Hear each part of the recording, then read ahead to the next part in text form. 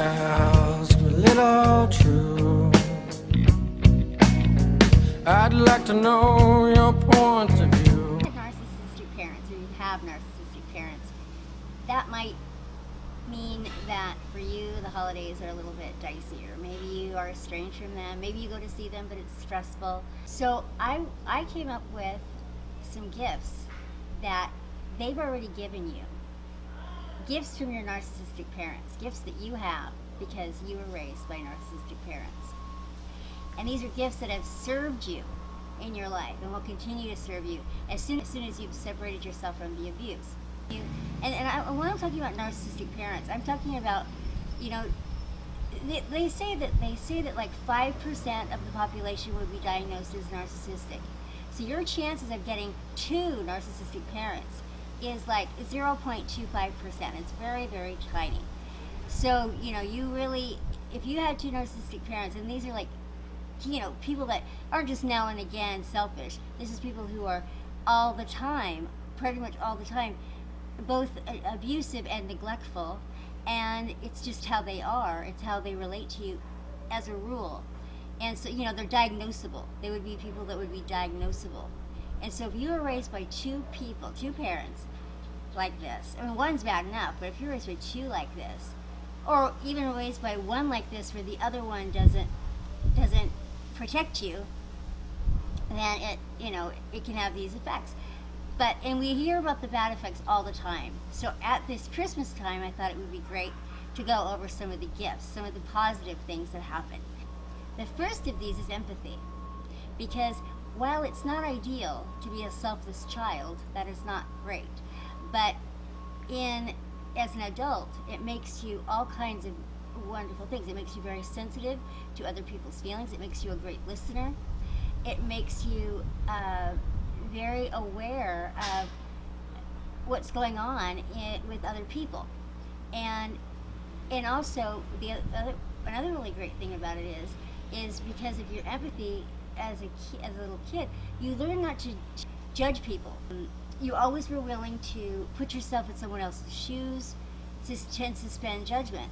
You were always open to changing your mind, and so these are really great qualities that are really the opposite of a narcissist. So empathy is one of your lasting traits that was a gift to you by having these narcissistic parents. The next gift is resilience.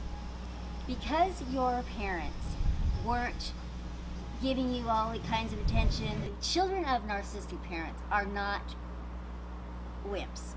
They are not wimps, and they are not making mountains out of molehills. They're picking their battles. They are tough. They usually don't make a lot of fuss over things. They can actually err in the other direction of not speaking up because they got used to thinking no one caring or no one having big reactions when they were kids. But these are people generally that won't. We're people that won't really tell you something's wrong unless it's really wrong. We're really resilient. We get back up. We don't see setbacks as big, huge failures and embarrassments. We see setbacks as a chance for growth, a chance for moving on. When you were raised by parents who made a point of always keeping you in your place, putting you down, never letting you get too big for your britches, that kind of thing, you were used to taking the blows and kind of getting back up and dusting yourself off and keeping going.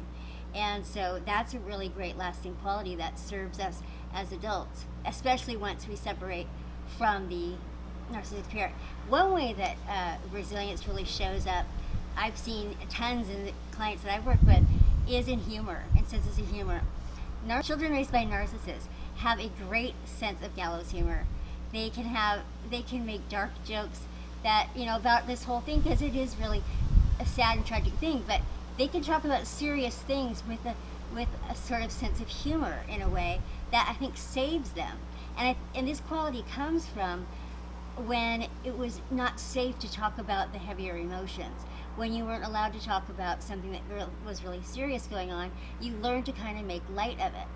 And for instance, I remember doing this, as a child whenever I needed medical attention. I remember like I was in the hospital getting my tonsils taken out, and it had been ignored and neglected for years.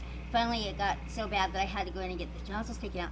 And I was just joking, keeping my mom laughing the whole time, because I wanted it to be fun for her and not be a big heavy thing. And I felt whatever. But this is something we can do. Because it's a coping mechanism as well. Because if you have this stuff to deal with all the time, you have to find some humor in it to keep going. But that's a sign of resilience that serves us. Independence. The third thing is independence. We do tend to get to be codependent, but when we heal that, when our healed version of us is independent. And what really I mean by that is that we are internally motivated. So when we actually are going to strive to do something, it's because we find the motivation within.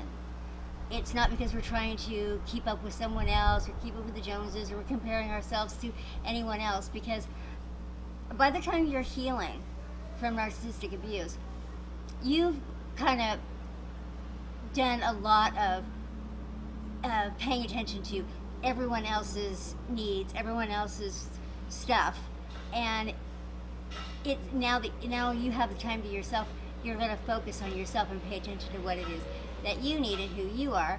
You're not usually putting up with a lot of crap, a lot of bad treatment, a lot of you're not getting drug around the way that you once were, doing everything for everybody else's whims, everybody else's desires, and you're okay with letting people just be who they are.